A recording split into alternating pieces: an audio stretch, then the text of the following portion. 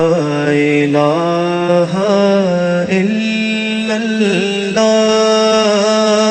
حضرت عمر جن کو تخت حکومت پہ بیٹھتے تھے اور ان کا تخت کو سونے زبرجد کا نہیں تھا، مسجد نبوی کی چٹائی تھی، اور سارا دن وہاں بیٹھ کے لوگوں کی باتیں سنتے، اور جب رات کے اندھیرے گہرے ہوتے عمر بھیس بدل کے مدینے کی گلیوں کا گشت کرتے.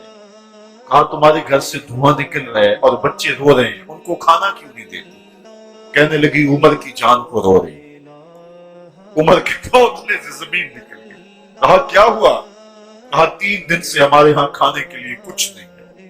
روزانہ بچے روتے ہیں اور میں ہنڈیا کے اندر پتھر ڈال کر کے نیچے سے آگ ڈالتی رہتی ہوں کہ بچے انتظار کر کر کے سو جائیں گے. کم وقت سو بھی نہیں رہے اور وہ پتھر پکیں گے بھی کیا، اور میں عمر کی جان کو رو رہی ہوں.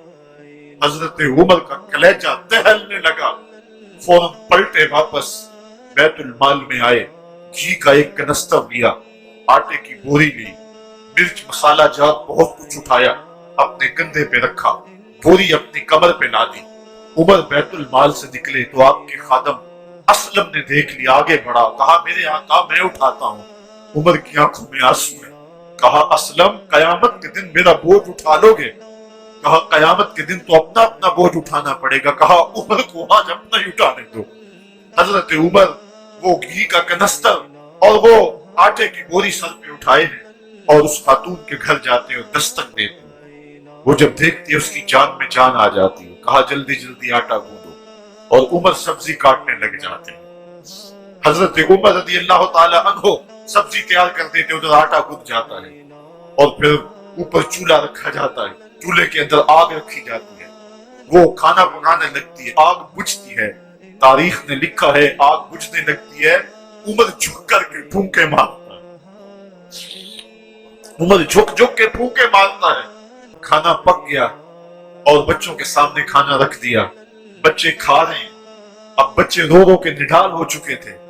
حضرت عمر اپنے ہاتھوں کو اور اپنے گھٹنوں کو اور اپنے پاؤں کو زمین پہ لگا کے، جس طرح بکری کا بچہ چلتا ہے ویڑے کے اندر، کبھی ادھر چلتے ہیں کبھی ادھر چلتے ہیں، تاکہ بچے مجھے دیکھ کے خوش ہوں اور دل میں کہتے عمر جتنا رلایا ہے اب اتنا ہنسانا بھی پڑے گا. تو کبھی عمر امیر المومنین، یہ میں کسی آج کے جو ہے وہ لوگوں کے ووٹوں پہ منتخب ہونے والے حکمران کی کہانی نہیں سنا رہا، میں اس عمر کی کہانی سنا رہا ہوں جو 23 لاکھ مربع میل کا حکمران ہے، آدھی دنیا کا بادشاہ ہے. حضرت عمر جو ہے جس طرح بکری کا بچہ چلتا ہے، اس طرح اپنے ہاتھ اور اپنے گھٹنے زمین پہ ٹیک کر کے جو ہے وہ اس طرح چلتے ہیں. بچے عمر کو دیکھ کے مسکراتے ہیں. جب بچے مسکرانے لگے تو حضرت عمر نے اس خاتون سے کہا بڑھیا عمر کو معاف کر دے.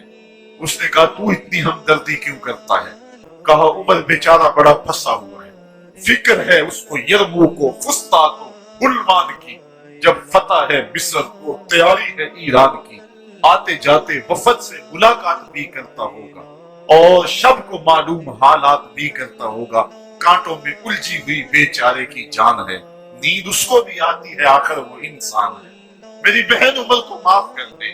اس نے کہا نانا عمر کی بات میرے سامنے نہ کر، قیامت کا دن ہوگا، عمر کا گریبان ہوگا اور میرا ہاتھ ہوگا. جب اس نے یہ بات کہی کہ عمر برداشت نہ کر سکے، بچوں کی طرح بلک بلک کر رونے لگے.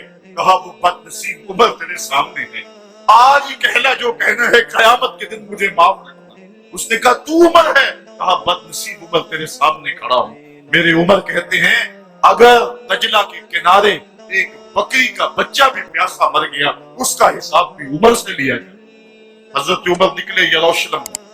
ایک اونٹ ہے، ایک غلام ہے، کبھی وہ سوار ہوتا ہے کبھی آپ باری مقرر کی ہے. جب قریب پہنچے یروشلم کے تو عمر کی باری نکیل پکڑ دی اور غلام کی باری اوپر سوار ہونے کی. غلام نے کہا آقا میں مرضی سے اپنی باری چھوڑتا ہوں، آپ آ جائیں، دشمنوں کے مفتوحہ علاقے میں آ رہے ہیں، تازہ تازہ علاقہ فتح ہوا ہے، اسلام کی شان و شوکت ظاہر ہو. عمر نے کہا اسلام کی شان و شوکت ایسے ظاہر نہیں ہوتی، اپنی باری پہ تم بیٹھو گے، اپنی باری پہ میں بیٹھوں. لوگ منتظر کھڑے ہیں. دور سے جب دیکھا کہا اس کی ہیبت سے کامتے تھے ہم، یہ تو کوئی حبشی لگتا ہے، رنگ کالا ہے، होंठ मोटे हैं, इससे तो ज्यादा हसीन इसका गुलाम है जो आगे आगे चल रहा है। हजरत अबू उबैदा ने कहा धोखा खा रहे हो, हमारा आका वो नहीं है जो ऊँटनी के ऊपर सवार है, हमारा आका वो है जो लगाम थामे आगे आगे चल रहा है। हजरत उमर रज़ियल्लाहु ताला अन्हु को आगे बढ़ के जाबिया के मकाम पे हजरत अबू उबैदा बिन जराह ने इस्तेकबाल किया।